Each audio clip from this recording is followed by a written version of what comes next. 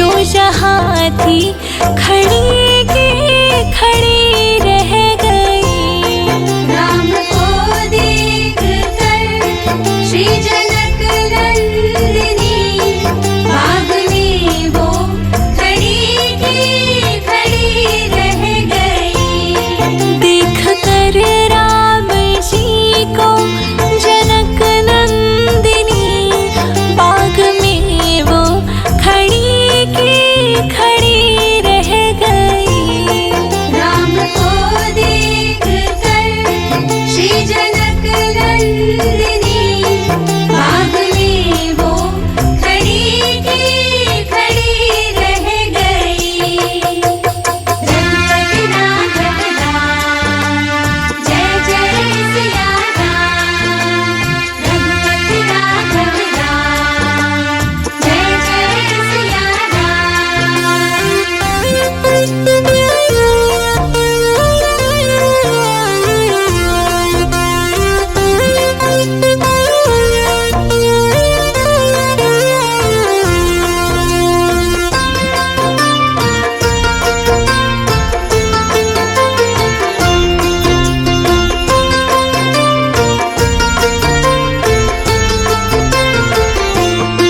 बोले कहे सखी राम को देख कर रच दिए हैं विधाता ने जोड़ी सुघर।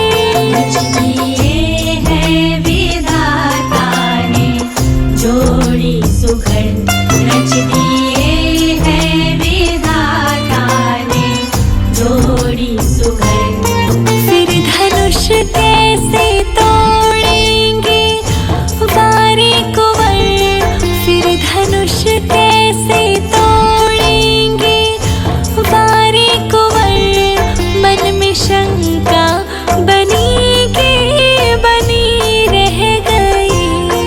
राम को देख कर श्री जनक नंदिनी बाग में वो खड़ी की खड़ी रह गई। देख कर राम जी को जनक नंदिनी बाग में वो खड़ी की खड़ी रह गई। राम को देख कर श्री जनक नंदिनी बाग में वो खड़ी की खड़ी रह गई।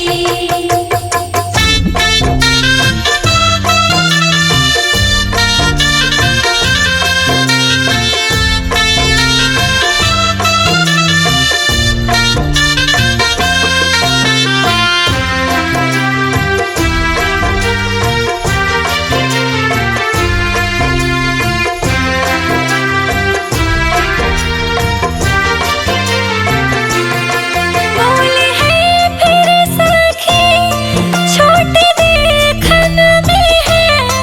फिर चमत्कार इनका नहीं जानती।